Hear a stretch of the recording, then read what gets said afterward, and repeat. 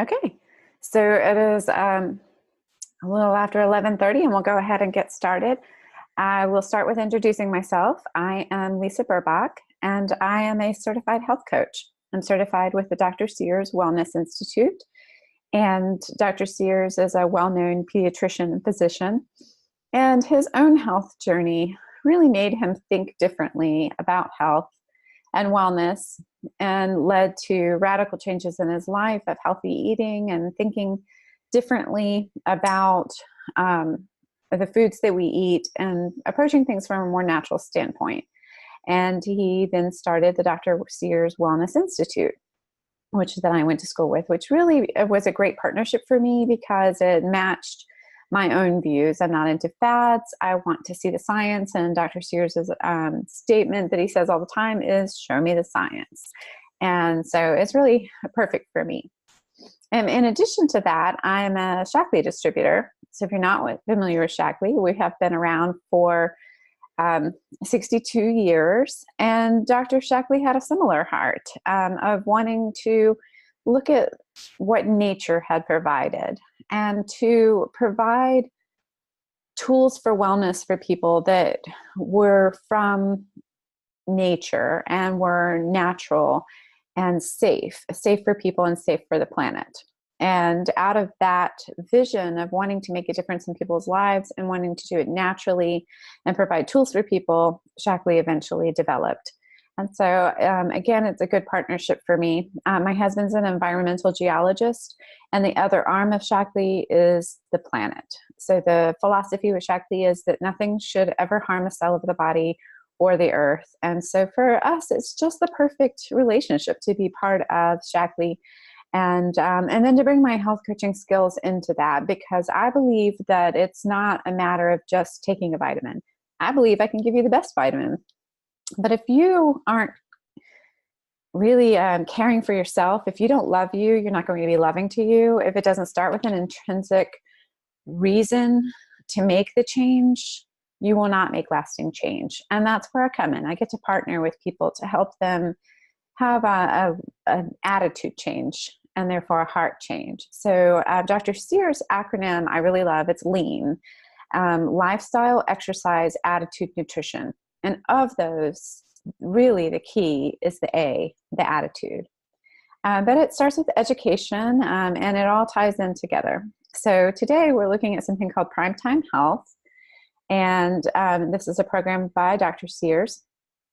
And I really love the aspects of it about thinking about life as we age and as we move into the next stages of life. Whether you're 30 or 80, there's still life ahead of you, and how are you going to do it? So I'm going to stop my video and we're going to dive in. Okay, so Primetime Health. You may be wondering, what does that mean? So whether you're in your 30s, your 40s, 50s, beyond, we look at primetime health as the second half of our life. And what age does that begin in? Well, it depends. So for some, it is the 30s. For others, it's much later. Typically, we think of anyone over 50 as in the prime of their life. So I know you've heard that statement before, and that he's in the prime of their life, and that's where the statement primetime health comes from. So it really depends a lot on things like, how old are you? What is your general health? Do you take care of yourself?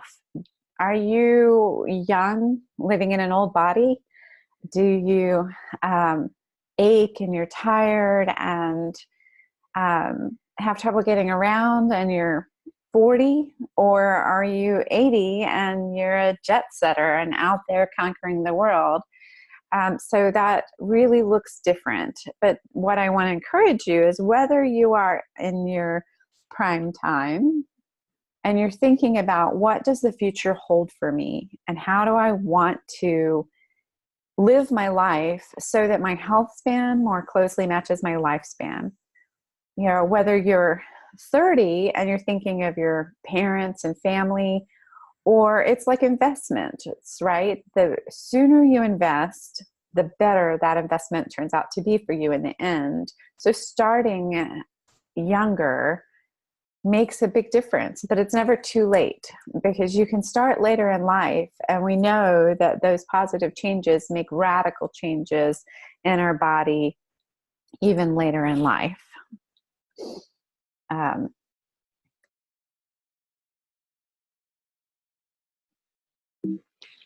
Sorry, my screen got stuck there. There we go. So one of the things we're going to look at today is opening your internal pharmacy. Part of taking care of our body is letting our body do what it's designed to do, to heal itself. But we have to take care of it for that to happen. And this is class 1 of a 4-part series. So if you enjoy today, I really encourage you to take part in the next 3 classes that I'll be offering. And those will be on my events page at yieldingaction.com, and there'll be some information at the end.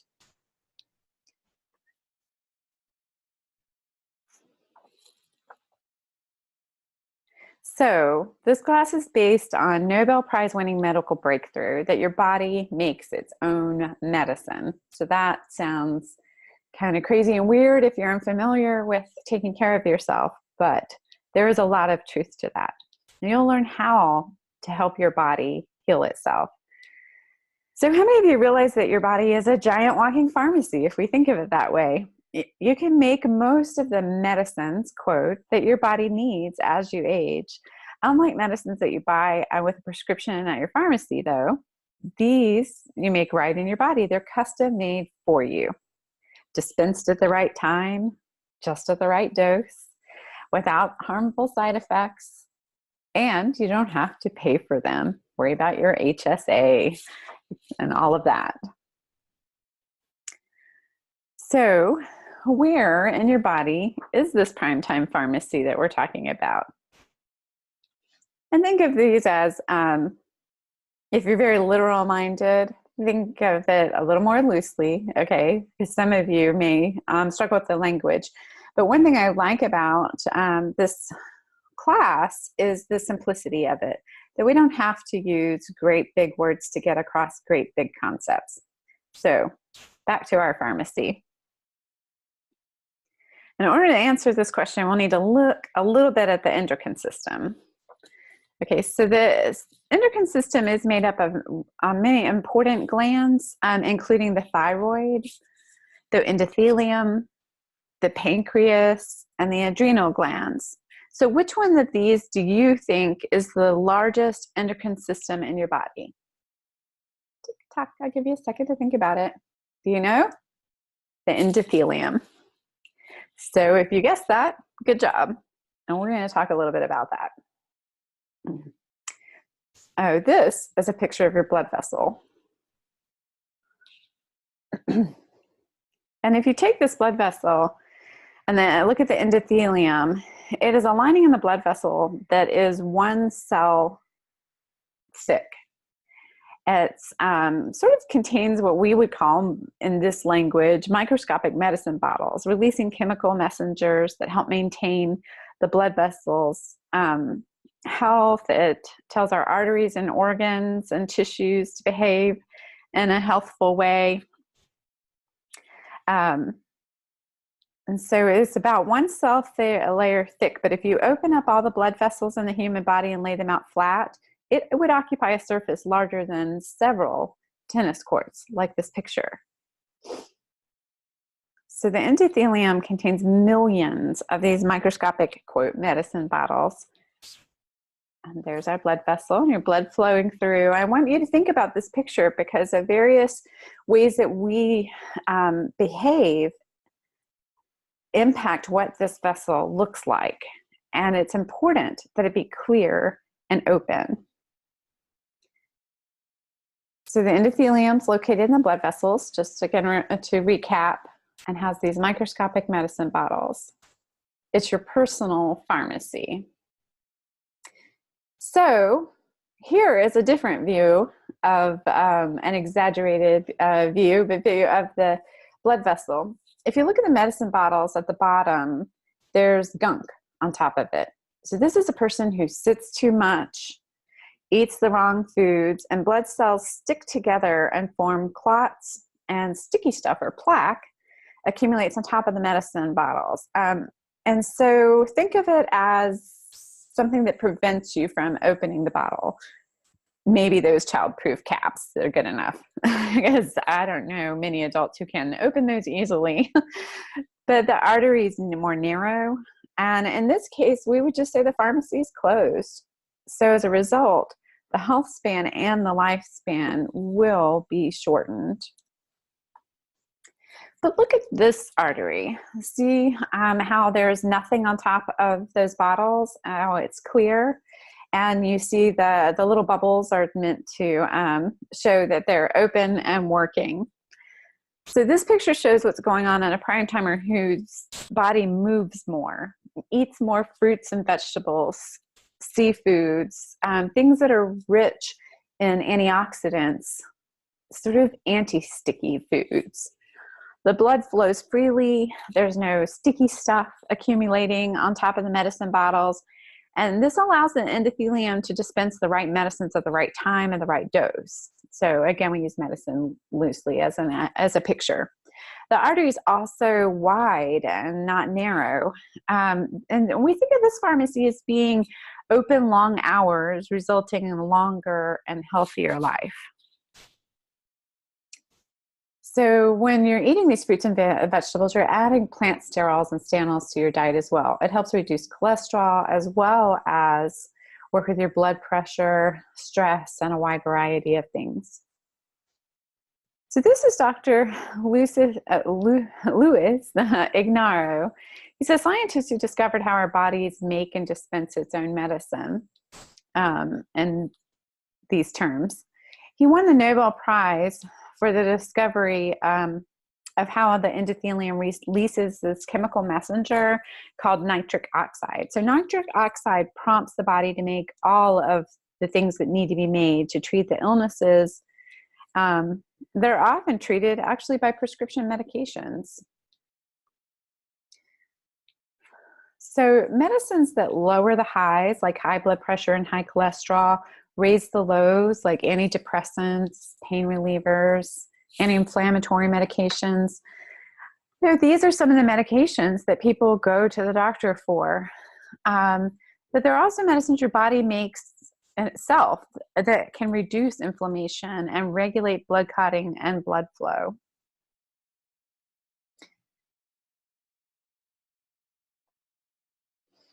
So nitric oxide is really the key here. Optimal health begins with a good, healthy cardiovascular system. Nitric oxide, which is released by the endothelium in the blood vessels, promotes a healthy cardiovascular system. It dilutes the arteries, which increase blood flow and nutrients to the organs. So when the arteries are dilated, this also optimizes blood pressure. So the heart doesn't have to work so hard, increasing our lifespan. So if you think back to those pictures with the bottles and the one that had the debris on top of it versus the one that doesn't, it's only one cell layer thick. And it's really important how wide and open and clear your arteries are for this process to work. So that brings us to, how do we increase nitric oxide? What do you think about these pictures? I think there's a clue. Yeah, exercise. So I get this question a lot as a health coach. I eat really well. Do I have to exercise? I exercise a lot. Do I have to eat well? The answer is just yes. Yes, you do. We have to be mindful of the whole package. So we now know how amazing nitric oxide is, and how do we get more of it in our body is that we, to have it at the right times. So just keeping that movement going. And why does exercise work to increase nitric oxide? Well, when we exercise, the blood flows faster across the surface of the endothelium. It causes what's known as shear force or frictional force. The cells, or medicine bottles, we'll call them, lining the endothelium, they sense this extra blood flow and squirt out extra nitric oxide, and that dilates the arteries.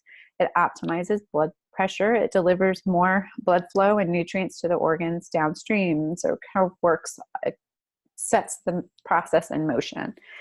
Once you become a regular exerciser, you literally begin to train your endothelial cells to make more nitric oxide even when you're not working out. It is the only known process that causes a consistent and continuous production of nitric oxide by the endothelium cells, allowing your pharmacy to stay open 24/7. So let's compare your local neighborhood pharmacy to your internal pharmacy. Prescription drugs, medicines are basically one size fits all. Your internal pharmacy can custom makes your medicines for your body. At your neighborhood pharmacy, prescriptions are only filled when the pharmacy is open, but your internal pharmacy is open 24/7. Your physician determines the dosage of your medication, but it may not be exactly what your body needs. Your internal pharmacy knows the exact dosage of each specific medicine, so to speak, that your body needs, whether something needs to be raised or lowered. And you might have harmful side effects from a medication. They're often pretty mild, but they can be harmful. But when we're taking care of our body, we don't have a reaction to our body's healing system. There are no harmful side effects. Our body just dispenses what needs to be dispensed. And so inflammation is an example. You know, there is good inflammation. Inflammation actually has a job to do, and it helps in the healing process. But when inflammation gets out of hand, that's when we start to have serious problems. So if our body is working properly, it then just works for the period of time that we need it to work and work properly. So another thing about your neighborhood pharmacy is it's expensive. Taking care of yourself isn't. So the bottom line is, who do you want to be in charge of your health? Your doctor or your pharmacist, or do you want to be in charge of your health? We partner with our doctors and our pharmacists. That's an important relationship. But if we leave all the decisions to them and take no ownership, we're not being good stewards of our body. So the four important keys that about keeping your internal pharmacy open and about your overall health and wellness is what I mentioned before: lifestyle, exercise, attitude, and nutrition. It comes down to self-care. So the L for lifestyle is how you live. Exercise is how you move. Attitude is how you think. And nutrition is how you eat. And they really have to all be put together. We can't have a healthy lifestyle without a good attitude, with proper exercise and nutrition. It all ties in together. And exercise doesn't have to be that going to the gym, being intimidated, the scary trainer. Natural movement is also exercise. The blue zones, which was studied by National Geographic and Dan Buettner, these are people that have lived for very long periods of time, into their hundreds, but they have natural movement as part of their life. So don't be intimidated by the word exercise. So these are the pillars of health, and they open your internal pharmacy and release the medicines as you need them. Not taking care of yourself, not participating in self-care, that is really a matter of closing your pharmacy. And taking care of yourself keeps your pharmacy open. So in the other classes, we delve more deeply into what all of that looks like. And today is really just that concept of you have the power to help your body heal itself more appropriately. Do you have to go to the doctor? Sure. We all have to go to the doctor sometimes. And that's important, keeping that relationship open.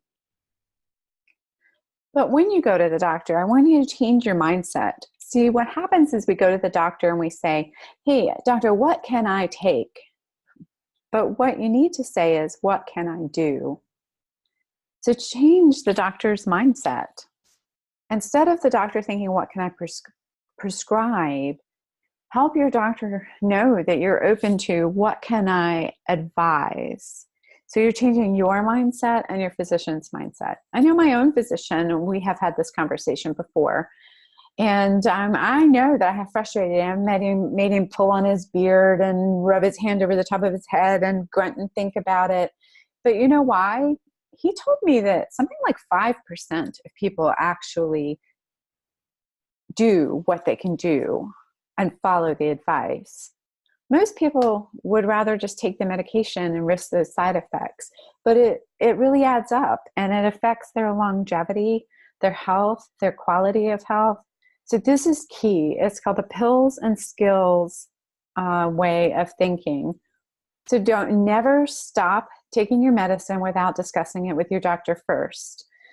And I really think that that is key. There are a lot of health coaches, I'm going to say in quotes here, who will say, well, just stop taking your medication. That is dangerous, disastrous, and unethical advice. Start a conversation with your doctor and go back and say, what can I take? Instead of what can I take, say, what can I do? And help your doctor see what he can advise you. And then you work in partnership together in it. Managing this health, it is such an important partnership with your doctor. Map out the best course of action regarding your current recommended medications, in addition to incorporating skills to open that internal pharmacy. Many people find as they participate in their own self-care that they don't need the medications. Sometimes they can reduce and sometimes they can come off altogether, but it's a process to work out with your physician. So be an active participant in your own health. Make self-care be part of your vocabulary. I think it's just key to the healthcare crisis that we're in. Self-care is the answer to this healthcare crisis. So again, with the pills and skills, remember what I said about how some people can come lower their medications and some people can come off. So keep that in mind as you're working and implementing specific skills to improve your health, that your body might need less medication. And a good example is weight loss. Often, just the act of losing weight allows people to reduce or come off of diabetes medications, pain medications, blood pressure medications, cholesterol medications. I mean, it's huge. So I personally have heard the stories of people who've come from a long list of medications down to just a couple or one and even none. And it is powerful. Do not underestimate the power of change that you have by changing your attitude and then your lifestyle. Keep your pharmacy open. Practice the pills and skills model. Be responsible with what you're doing and making your choices. And sometimes that includes healthy supplementation. So, I believe that I can offer you a great vitamin, the best vitamin. But if you do not believe in self-care, you don't believe that you're valuable, and you don't have the attitude for self-care, it doesn't matter how great the vitamin I can provide is.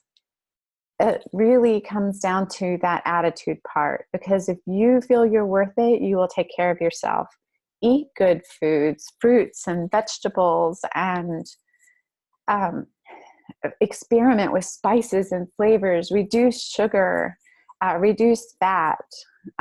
Choose to experiment and have fun. In our house, I have added vegan meals 3 nights a week. Now, in the beginning, my husband was not so sure about this.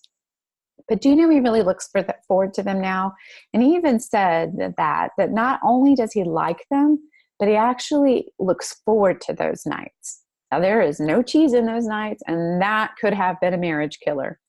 But my husband still loves me, and he's living a healthier lifestyle, and he's happy about it. So when you're thinking about those things of fruits, vegetables, exercise, don't be afraid to add in healthy supplementation, which can often fill the gaps.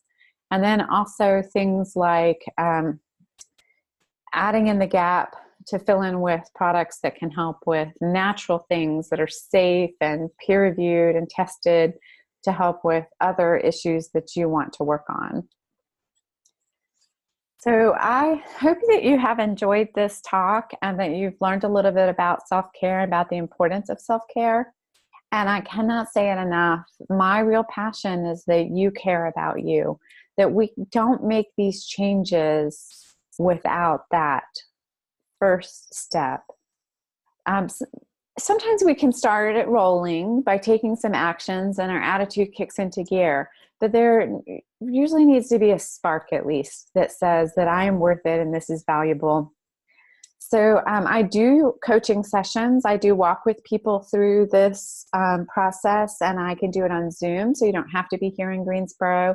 I do go to Lynchburg, Virginia as well, but we can do it virtually, and I would love to partner with you in this journey, and I invite you to go to yieldingaction.com and check that out, and you can book an appointment through there. You can email me at lisa@yieldingaction.com.